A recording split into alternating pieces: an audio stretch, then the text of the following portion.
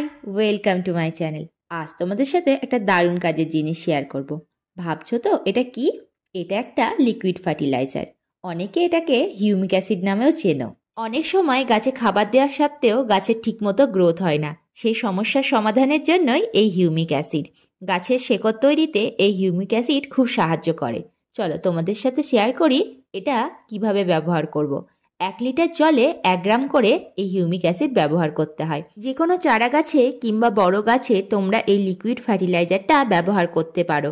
দেখবে কিছুদিনের মধ্যেই গাছ অনেক সতেজ হয়ে গিয়েছে।